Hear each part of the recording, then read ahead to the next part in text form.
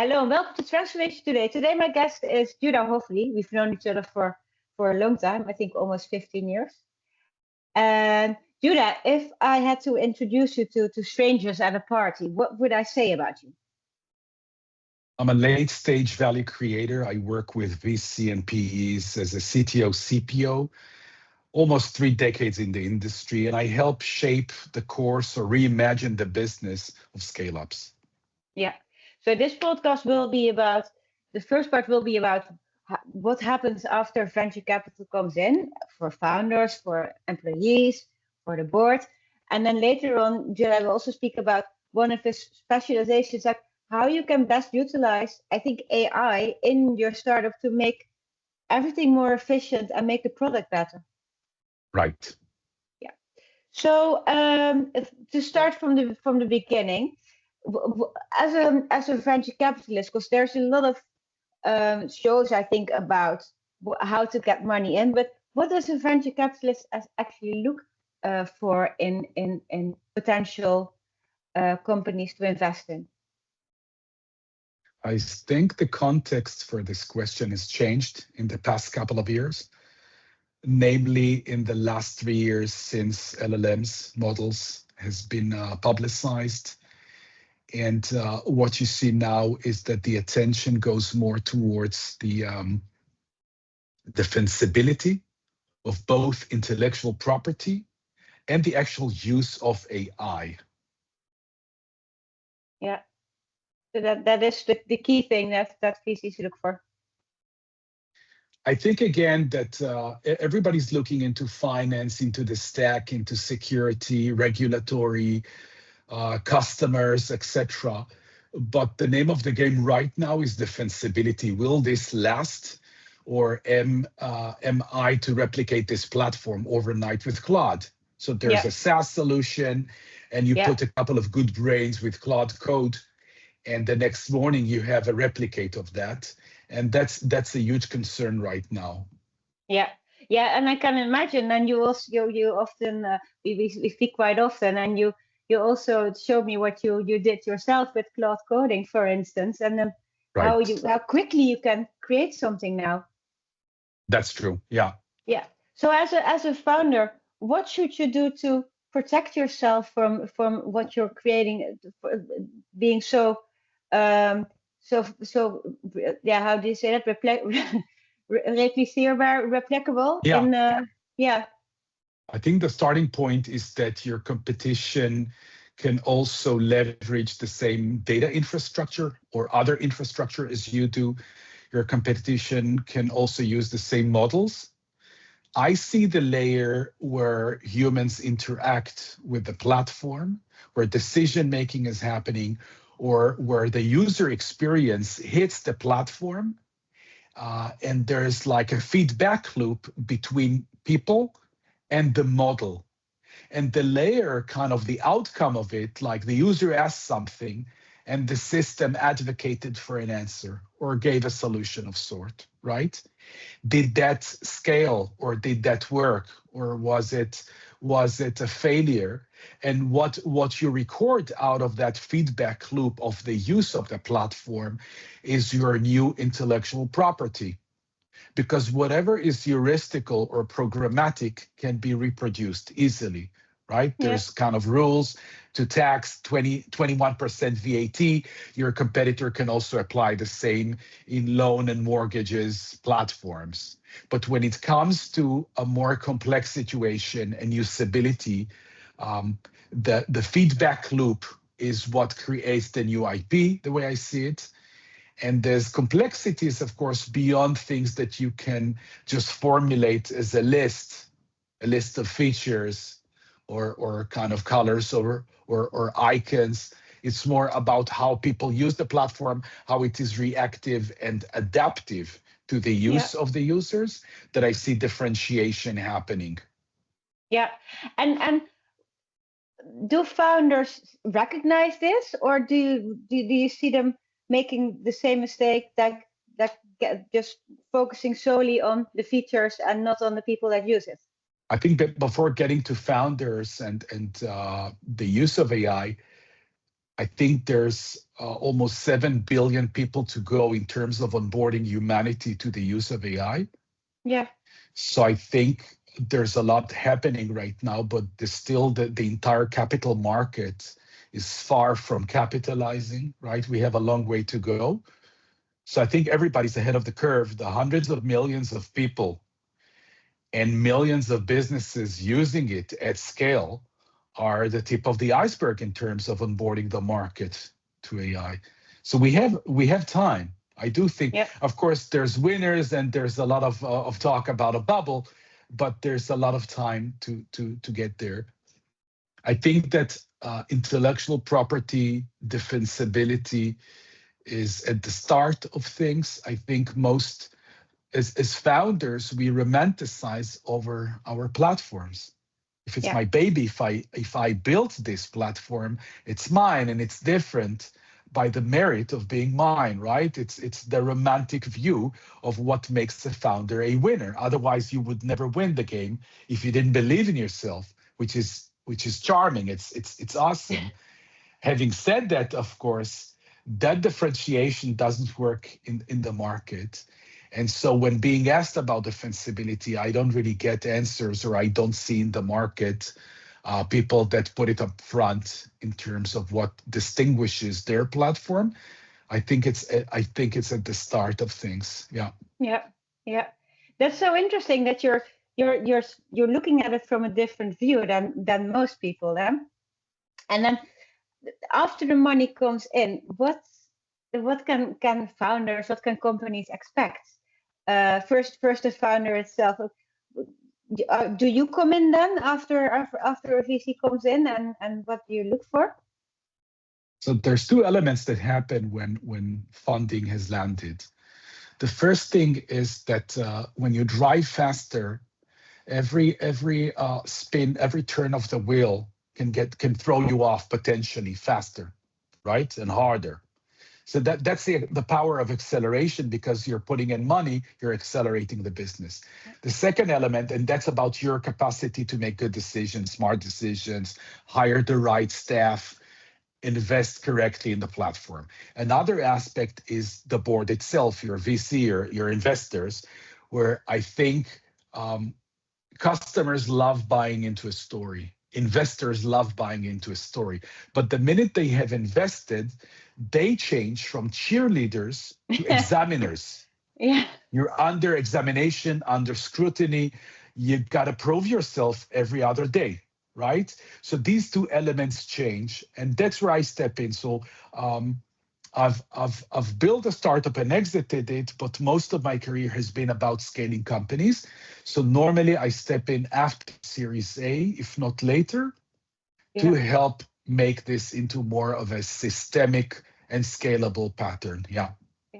And I can imagine for founders, personally, it will be quite difficult when someone has been a cheerleader before, and then they become, as you said, like examiners, very critical about your decisions and your product. And how do you see founders react then? Let me rephrase my question. How can you? What is the best way to deal with that criticism as a founder? That's I think a better question. I think that the beauty of a late stage company is that you have this yin and yang between the founder, who is a super creative person. You're changing the world, even if it's one molecule, 1 millimeter, you're doing a change. And that's hard because there's billions of us humans. Yeah. And normally we don't like to change. And then you're introducing a new product, a new usability, a new pattern. And that's creativity. So for me, early stage founders are super creative people. And that's the profile. Yeah. I think it's less about risk management or analytical, critical thinking, and more about creativity. And then you have the yin and yang, of course, which is about, you have the scale up C-level, which I call the refounder, because you're here to help the founder refound. You're reimagining how business will work, because it's less about instinct or creativity, and more about systemic scalable pattern and frameworks and design patterns, which means industry practice, which means putting the right people at the right place to work, which means the decision latency, right? When I enter a business, I mean, again, in the due diligence, you would look at the niceties of product and platform and technology and finance. For me, entering a business, I look at what's the decision latency. So in simple words, how many ranks in the process or in the hierarchy of the business do you need to pass to approve a 24 euro flower bouquet for a colleague on a maternity leave? You know what I mean?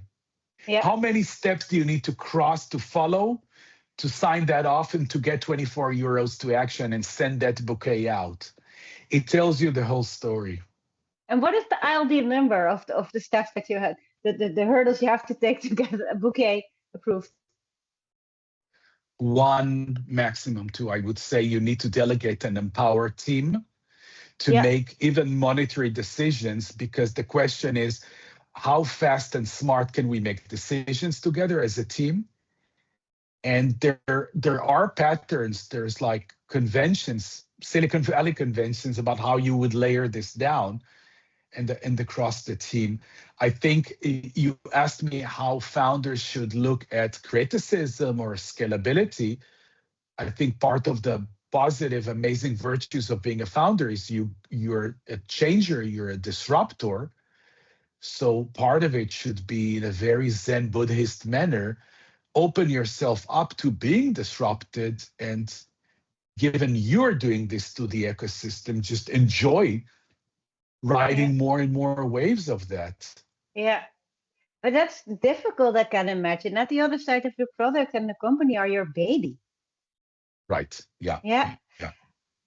Yeah, that is so. No, okay. And as employees, let's say I'm an employee and I join the bootstrapped startup, and then what can I expect after venture capital comes in?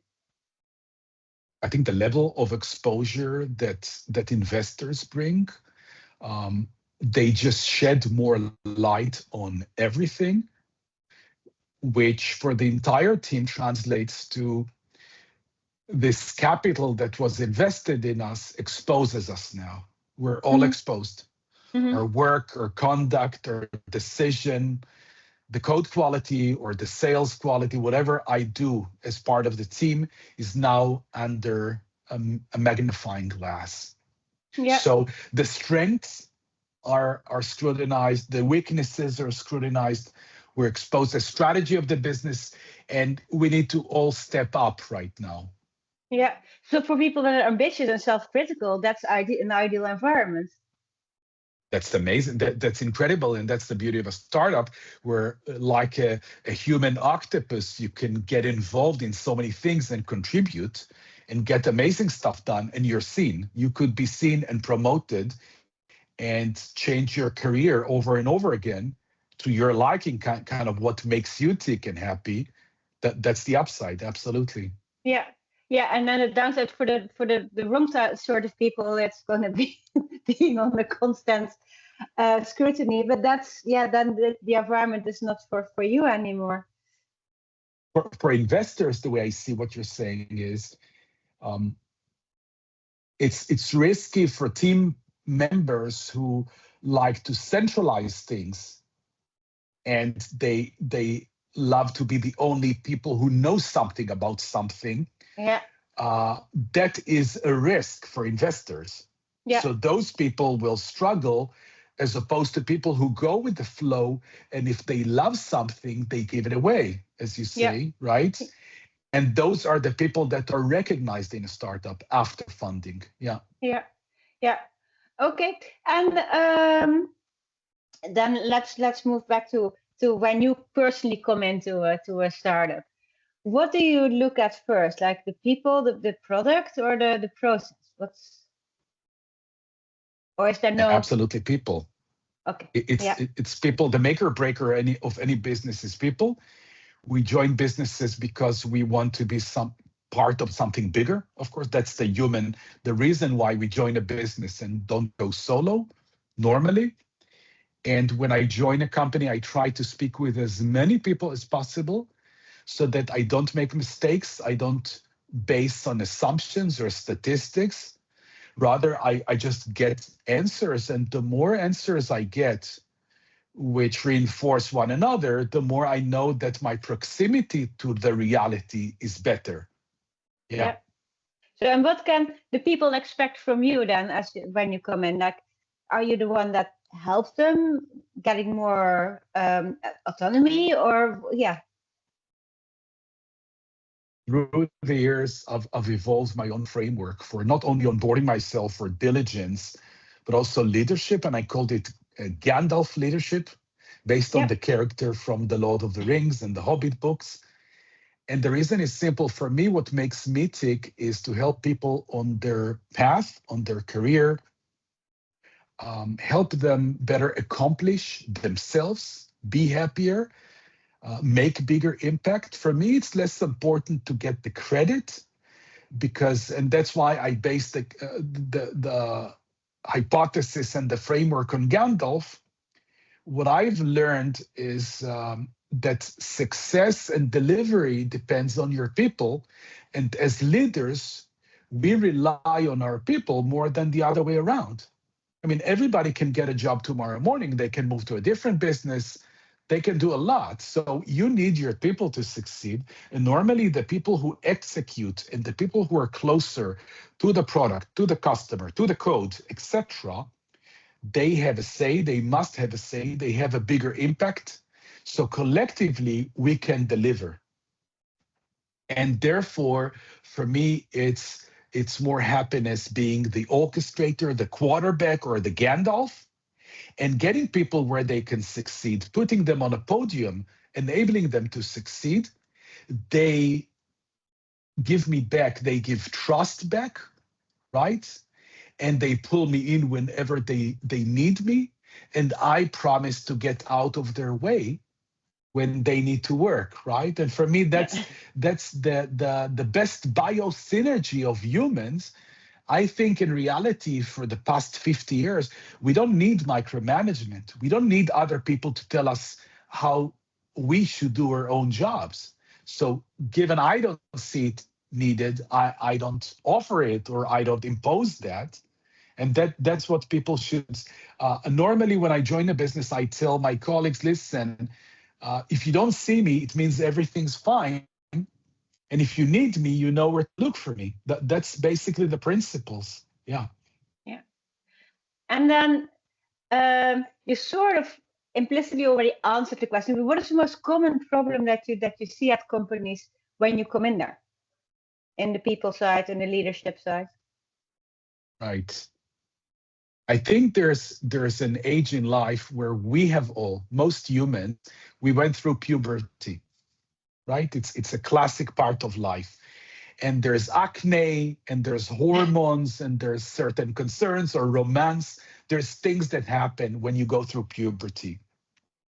And the funny part is that most humans we wake up to realize we're maturing. And for most people, it's a surprise when it happens. And for most people, we don't know that it happens to everyone. It's just normal. And that's how life is. For startups, the minute you get funding, you start suffering puberty pains. And that's growth pains, that's investor pains, it's a classic. And that's what I see across the board. Companies waking up, or founders, and realizing, hey, that's the new dynamics now. And how do I deal with that?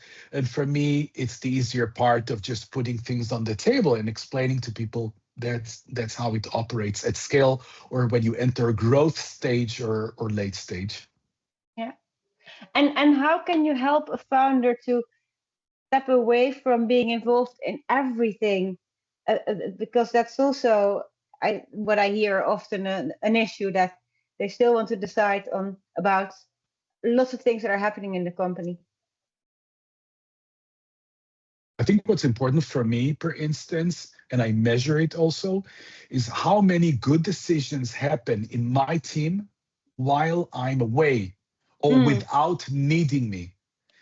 Normally, I empower my colleagues in my team to make decisions and call me anytime if they need me to make that decision. But I really empower them to make the call without me. Moreover, when it comes to management teams and leadership, I empower the team that if they can arrive at consensus without me, go for it. If you cannot agree on something, pull me in and I'll be the tiebreaker, right? That's what I advocate to any leader, any founder to instill and also measure, because the entire business scalability of your company depends on being faster and unleashed. And if any of us humans, if I'm needed to make any call in my team, I'm a bottleneck. I will slow down the team. Yeah. That's pretty much, I think, most of the formula. Yeah. And then I always love like real life stories.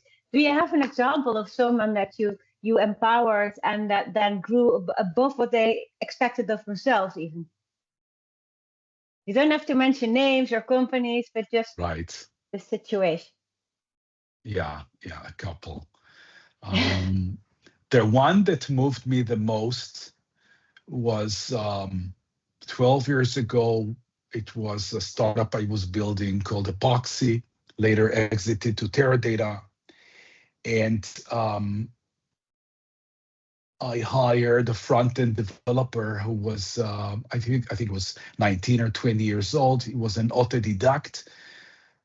The way I saw it, he was a genius or super creative, highly intellectual, but he didn't know it yet. He was young. He had a few years of experience. And years later, when he moved on to his next challenge, he sent me an email thanking me and calling me Papa. And I was in tears because the bottom line there was, he said, I didn't know I had the power in me to do these things. So for me, being there at the right place in his career, to just point him the right way, he did 99%, of course. But being there and being thanked, that really moved me. I've also grown as a leader since then. And I have other stories as well of course, helping people and just asking them the right questions to prove to them how great and strong and knowing and experienced they are to make the call, to make the step up or the step to a different realm where they didn't think they can contribute. And that's, again, for me, that's what makes me tick, this being there for people. Yeah. Now we discussed the people side quite a lot because that's something that interests both of us, I think. But another thing is that AI has been the buzzword for the last years. How can you use AI as a company to prepare for growth and to accomplish growth even faster? There's two main avenues that I deal with when applying AI. Internally, the business operations. So the first avenue is, how do we operate as a business using AI? And that's across the board, using it for finance, for recruitment, HR, marketing, sales, engineering, of course, and so forth. The second avenue is, how do we impregnate our product with AI so that the product becomes smarter? I think there's faster and quicker wins on the internal, the business, the operations side than the product, given the fact that the latter requires deeper security, regulatory, privacy, AI Act, and other niceties to be addressed when you're going to roll out a product to your customers, which leverages AI. Yep. Whereas if you use it for the first avenue, you gain two birds with one stone. The first thing is that you automate and accelerate and enhance efficiencies around doing your own business. So you can go faster. You can, let's say, augment your team with success, support, sales, other functions using agents right now very fast. You can do it using open source, zero weight, local models. You can do it with frontier models on Amazon, Azure, and other infrastructure. You can apply the same across other teams in the business. And that also helps you onboard your business to code with AI, to productize with AI, to sell with it, etc. And by the time the team is more AI savvy and mature, you can also roll out products to market that leverages AI, and that buys you the time to onboard the people, upskill, also look at the security, regulatory, and other aspects, which are a must do for your own benefit as well as for the customer. And that also buys you time to qualify and validate the economics around using it. Given your question, I mean, it's a galaxy to answer. How do you leverage, how do you use AI to go to market with it, right? But where I see, and I guess it's one of your next questions, where I see that the downfall or the downside of it is that most of the market does not make sense in terms of unit economics. Companies are losing most of their margin on AI infrastructure. So the notion of just rolling out products to market based on AI for the sake of being there, being first and all of that, you're losing money, right? Or you're failing to make new money, which is loss of opportunity. Because if you had put your team to work on something that breaks better revenues and better margin, you'd be more sensible. But by throwing out products without making margin, that's less sensible, if that makes any sense. So I would say start internally, start small, start use case based, and do your financial planning properly. So really investigate unit economics, feature by feature, to make sense that it works. And above everything, hire or put to work a head of security and regulatory to make sure everything has been observed before you roll out products. Do you see a lot of companies that do that type of window dressing, like using AI in their products for the clients, but nothing internally? From what I'm seeing in the market, most companies are somewhere on the journey to AI adoption. There's a lot of pressure from VC and PE to get that realized.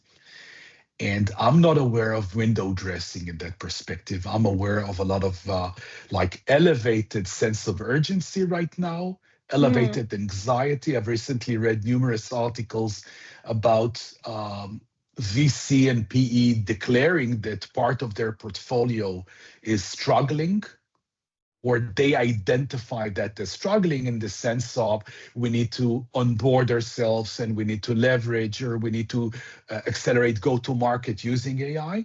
So I think most businesses I know are somewhere on that journey, but there's always room to grow. I mean, it's like probably more lip service than reality right now around the world.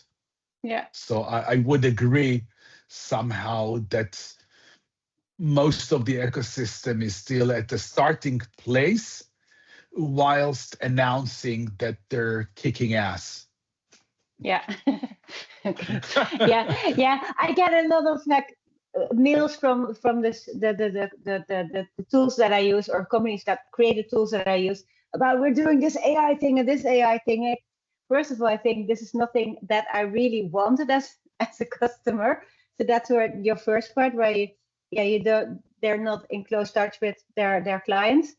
And the other thing is like, okay, but what do you do internally? Because I have a question about my invoice, and then that's done by a person. That could also have done by AI. And now, so what can companies and people expect from you when you come into a company? Do you help them on that AI? Can you help them on that AI trajectory? So in the past 2 decades, that was my main focus. When I step into a business, I onboard myself and I diligence. And I start with people, of course, but I look into the stack, the platforms, the infrastructure. I strive to speak with as many colleagues as possible. And with respect to AI, I try to work with teams, either myself or appoint people, delegate folks from my team to work out team by team across the business in mapping the busiest workflows, right? Or processes where people are engaged or working on. What are they working on? And when you map out the repetitive tasks, the manual tasks that we humans do day on day, right? I take those maps, and when I have the map, I try to realize what are the most impactful processes that people do, but have less risk with them. Because when you go out to automate or use AI to empower people, augment people, assist them or replace, because you start with assisted AI when it does something for us and we need to confirm, okay, let's use that, right? And then you have kind of semi-autonomous where it does something, but we intervene to make a judgment. And the third kind of avenue where AI is fully unleashed. We just automated respond to emails by saying, thank you, I will read your email and get back to you tomorrow. And that's unsupervised, ungoverned. I'm not judging anything. I'm not scrutinizing, right? You do need a kill switch for the last one. You always need to be able to know when something went wrong and to disable it. Yeah, otherwise it will scare people. Of course. Yeah. Exactly. So when you look into these three layers, I try to take all the maps or processes that we do across the company and tip it on its head in terms of risks. So the most busy processes that people work on that have minimal risk to people, let's say marketing collateral, outreach emails, it's not risky because once you and I have agreed on the template of the email, we can blast it off to 20 billion people if we'd like, right? Let's unleash that. So I go with this structure of what takes our time, wastes time, but we can automate easily with minimum risk, and then go in reverse. And the more risky decisions get about money or regulatory or security or people, and have impact on clients, I leave it towards the end, and I also involve more people judgment in those processes, if that makes sense. And again, what I advocate to companies is work with teams on mapping out what they're working on day in and out, because that's where you start. So you don't need to wait for me or any person to map that out. And most colleagues, they know it already. And they also know the headache. So normally I also ask, what do you like the most and the less? What are the things that are headaches for you? Let's look at automating them. And even if you need to judge and okay that automation, we can create a dashboard where we can have the agent manifest for you what's the next calls about. And then you can just go and tick boxes and for it to happen.